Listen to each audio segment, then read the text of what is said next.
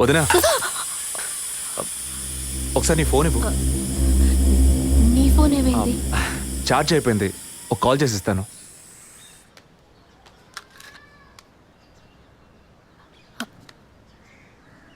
ఏంటదో మాదిరిగా ఉన్నావు? నేను ఒక వారం నుంచి చూస్తున్నాను. ఏదో టెన్షన్, నర్వస్గా ఉంటున్నావు.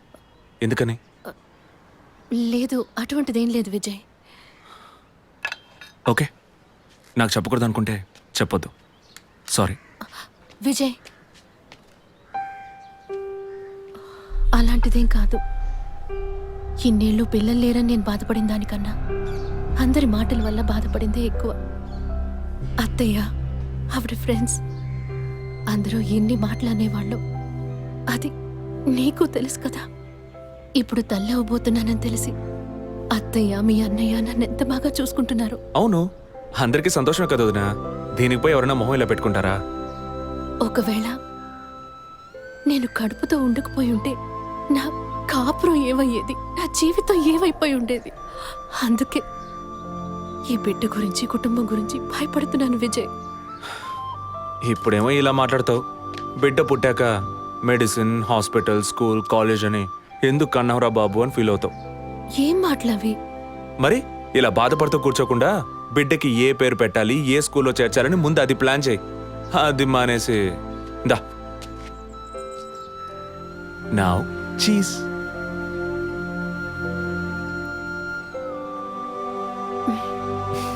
That's good.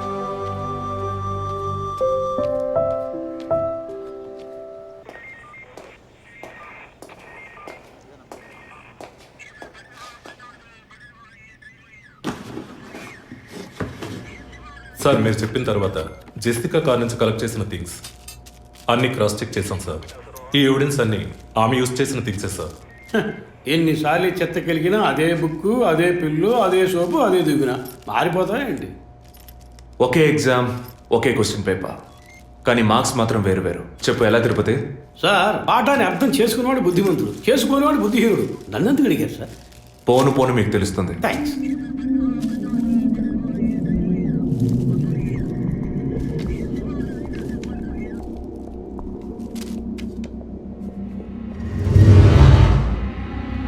ఈ పెట్రోల్ బంక్లో సీసీటీవీ కెమెరాస్ ఉన్నాయో ఒకసారి చెక్ చేయండి. సార్, సార్ ఇన్ని ఎవిడెన్స్లు ఉన్నా ఈ బిల్లును ఎందుకు సార్ చెక్ చేయమంటున్నారు? డేట్ చూడండి. జెసికా కనిపించకుండా పోయాక, అంటే ఆమె చంపబడ్డ రోజున పెట్రోల్ ఫిల్ చేశారు. ఇప్పుడు అర్థమైందా? సార్, అర్థమైంది సార్. మీరు చదువుకుని వచ్చిన ఏసీ, నేను జస్ట్ ఎక్స్పీరియన్స్లో వచ్చిన ఎస్ఐ, అంతే సార్. సార్, మిమ్మల్ని విషయం అడిగాను సార్. ఏంటి? లోకంలో ఎంతోమంది ఆడవాళ్ళు ఉన్నా నేను జెస్సీనే లవ్ చేసి పెళ్లి చేసుకుంటాను అన్నట్టు ఎన్నో కేసులు ఉన్నా మీరు ఈ జెస్సికా కేసు మీద ఎందుకు అంత ఇంట్రెస్ట్ చూపిస్తున్నారు? ఖచ్చితంగా చెప్పాలా? బాల్ మీ కోర్టులో ఉంది సార్.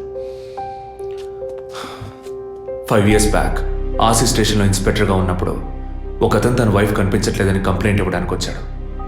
అదో పెద్ద విషయం అనుకోలేదు. ఏదో కోపంలో వెళ్ళిపోయి ఉంటుంది, 2 రోజుల్లో తిరిగి వస్తుందిలే అన్నాను. కానీ 2 రోజుల తర్వాత ఆమె శవం దొరికిందని న్యూస్ వచ్చింది. ఇప్పుడు ఆ కేసు ఇంకొకరి చేతికి మారినా అతను కనిపిస్తే నేను సమాధానం చెప్పలేకపోతున్నాను. అట్లీస్ట్ జెసికా విషయంలో అయినా తన భర్తకి సమాధానం చెప్పాలనుకున్నాను. But it's too late. కానీ త్వరలోనే ఈ కేసుకు ఒక ఫుల్ స్టాప్ పెట్టాలి.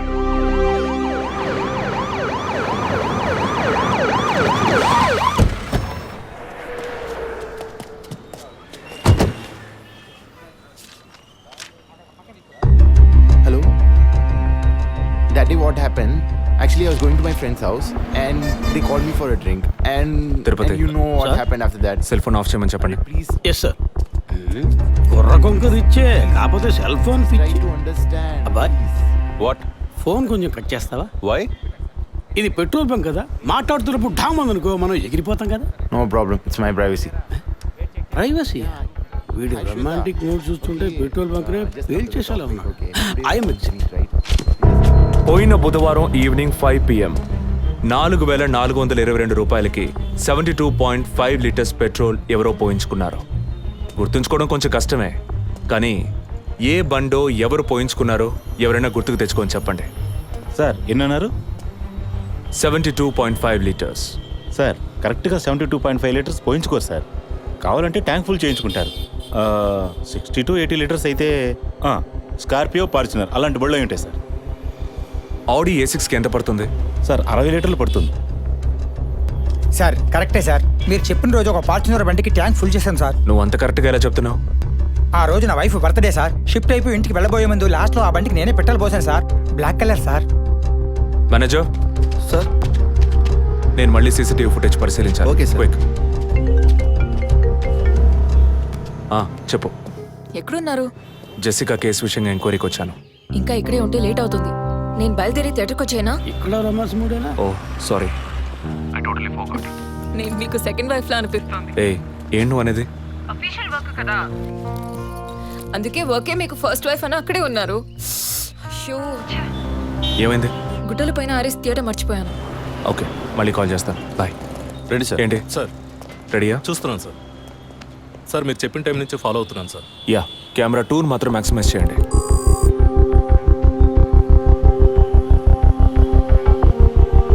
కొంచెం ఫార్వర్డ్ చేయండి. Forward forward forward forward forward. Okay okay, stop stop stop. Back back back back. ఇంకొంచెం ఇంకొంచెం. యా, ఫ్రేమ్ బై ఫ్రేమ్ వెళ్ళండి. స్లో.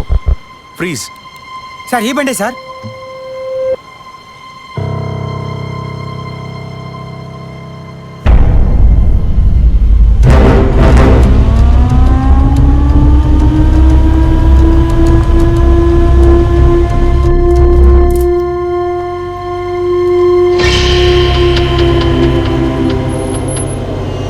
డ్రైవింగ్ సైడ్ జూమ్ చేయండి.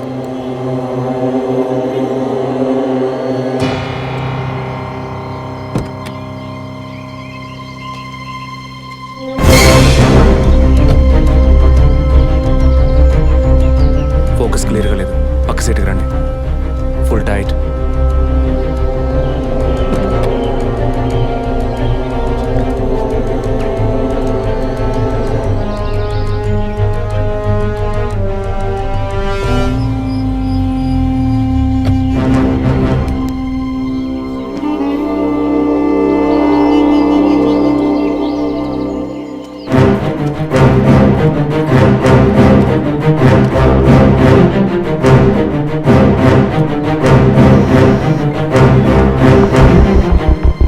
గీత, నేనే నీకు కాల్ చేద్దాం అనుకున్నాను. ఏంటి చెప్పు. ఆ రోజు ఒకటి చర్చ్ దగ్గర కార్లో చూసానని చెప్పానే. అవును. వాడు నన్ను వెతుకుంటూ ఇంటికే వచ్చాడు. ఏంటి అనేది? అదే కారు. వాడు మాత్రమే కాదు, ఆ రోజు చైన్ పట్టుకు లాగాడి వాడు కూడా ఉన్నాడు. మిగతా ఇద్దరు కూడా ఉన్నారు. నువ్వెక్కడున్నావు? ఇంట్లోనే ఉన్నాను. నేను చెప్పేది విను. ముందు మెయిన్ డోర్ లాక్ చేయి. ఎందుకు? నేను చెప్పింది మాత్రమే చేయి. ముందు నువ్వు వెళ్ళి మెయిన్ డోర్ లాక్ చేయి. Tirupati, sir I need a bike. Already ready చేసి ఉంచాను సార్. రైట్, వాడిని సీజ్ చేయరా. మిగిలిన అన్ని డోర్స్ మూసేయ్.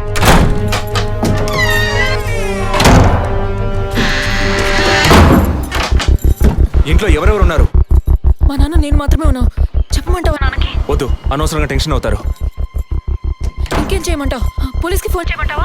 కట్ చేసి మళ్ళీ చేయి. సారీ సారీ సరే. సరే, డిస్కనెక్ట్ చేయకు. లైన్లోనే ఉండు.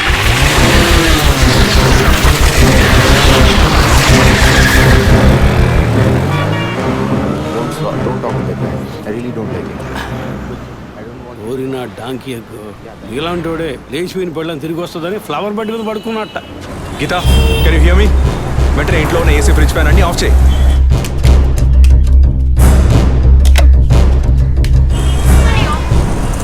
ఆఫ్ చేశాను. మెయిన్ డోర్ కి వ్యూ పాయింటర్ ఉంది కదా, దాని కింద కూర్చో. నేను చెప్పేది విను. నీ తెలిసిన వాళ్ళు, ఫ్రెండ్స్, పక్కింటి వాళ్ళు ఎవరు వచ్చి వెళ్ళుకుంటే నేను వచ్చే వరకు తలుపు తెరవకు. ఓకే? మీ నాన్ని తెరవద్దాను. ఆ జర్నీ కాస్ట్ ఎవరు వచ్చినా తలుపు తెరవకు తెరవకు తెరవకు.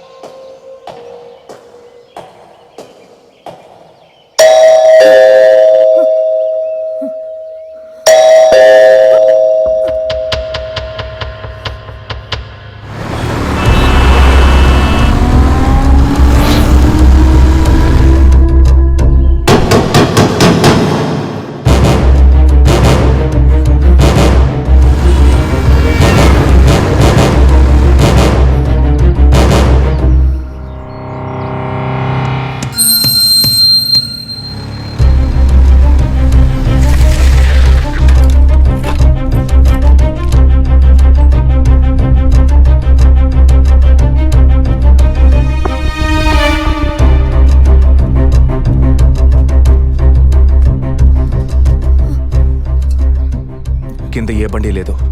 అవునవును, ఎవరు లేరు. అదే అర్థం కావట్లేదు. నేను చెప్పే వరకు తలుపు తెరవకు. నువ్వు లోపలే ఉండు. ఏయ్, సార్ ఎక్కడి నుంచి వస్తున్నావు? Second floor sir. ఇక్కడ ఏదైనా కారు ఉంటుంది చూసావా? లేదు సార్, ఏది చూడలేదు సార్. పో. Okay sir.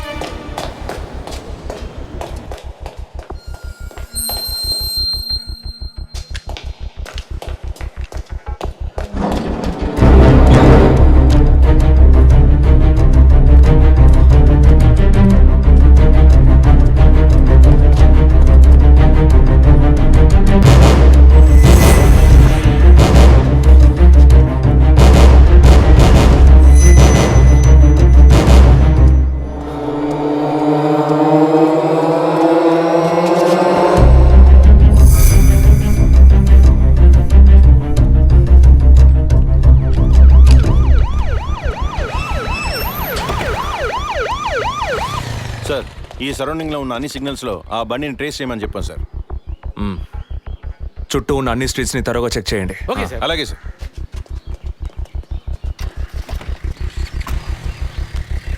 ఏయ్, నిజంగానే వాళ్ళు వచ్చారా లేక నన్ను రప్పించడానికి నువ్వు వేసిన ప్లానా? నా టెన్షన్ చూస్తే నీకు ఎగతాళిగా ఉందా? ఓకే ఓకే, కమాన్ కూల్. ఇక్కడ ఎవరికి తెలియకుండా 2 పోలీసులు మఫ్టీలో సెక్యూరిటీగా ఉంచాను. సెక్యూరిటీయా? అవును. ఎప్పుడైతే వాళ్ళని ఇల్లు వెతికి నిన్ను ఫాలో చేసి వచ్చారో ఇక మనం ఎంతో జాగ్రత్తగా ఉండాలి. ఒక మర్డర్కి క్లూ దొరకపోతే ఇంకో మర్డర్ ద్వారా క్లూ దొరికినట్టు మీకు నేనే క్లూ అవుతానేమో అనిపిస్తుంది. ఏయ్, ఎందుకు అలా మాట్లాడుతున్నావు? ఇంకో వారంలో ఈ కేసు పూర్తవుతుంది. అది సరే, నువ్వు చెప్పింది నిజమో కాదో నాకు తెలీదు, కానీ నీకోసం ఇంత దూరం వచ్చానా లేదా? కూల్గా ఒక గ్లాస్ వాటర్ ఇవ్వచ్చు కదా. ఎందుకు ఇవ్వాలి? సినిమాలో పోలీసులో నువ్వు లాస్ట్లోనేగా వచ్చింది. నువ్వివ్వకపోతే మా ఇల్లు ఏమైనా దూరం అనుకుంటున్నావా? అక్కడికి వెళ్ళి తాగుతాను.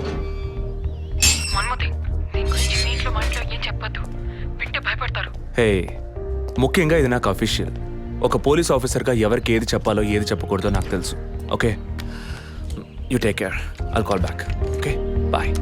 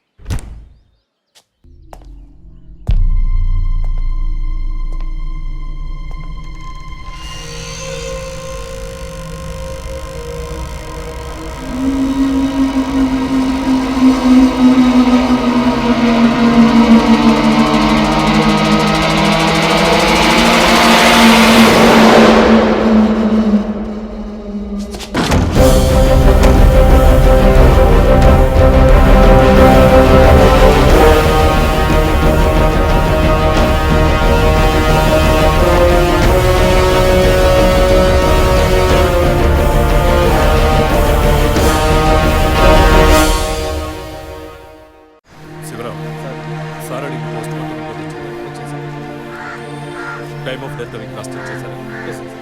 అయ్యయ్యో అభి, నా బిడ్డ సుఖపడుతుందని మీ ఇంటి కోడలు చేసాం. ఇలా అర్థాంతరంగా వెళ్ళిపోయింది. అయ్యో. అప్పుడప్పుడు నాతో అనేది ఒక మంచి ఇల్లాలిగా ఉండడం కన్నా ఒక బిడ్డకు తల్లిగా ఉండడమే ముఖ్యమా? అందరూ అదే అంటున్నారు. అంటే నేను పిల్లల్ని కనే మెషిన్నేనా? నాకంటూ ఏ విలువ లేదా అని ఏదేదో అనేదిరా. కానీ ఈ సమయంలో ఇటువంటి ఘోరమైన పని చేస్తుంది అనుకోలేదురా.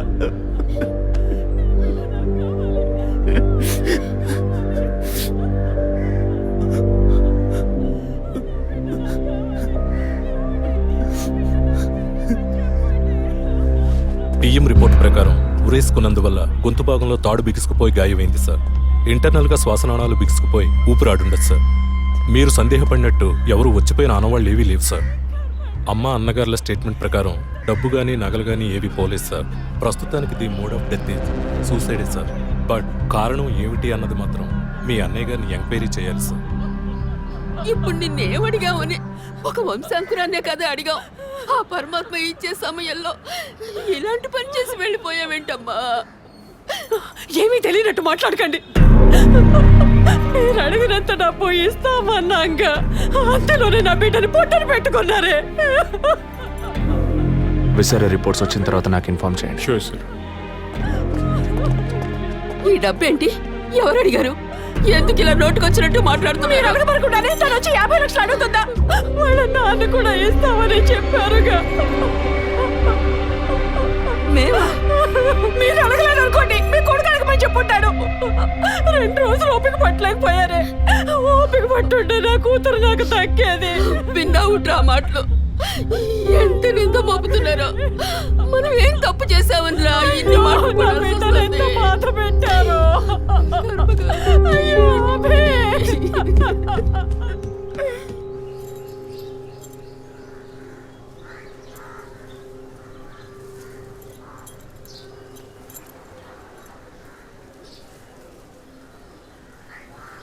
విజయ్, నీ దృష్టిలో మీ అన్న వదిన గొప్ప అయితే కావచ్చు, కానీ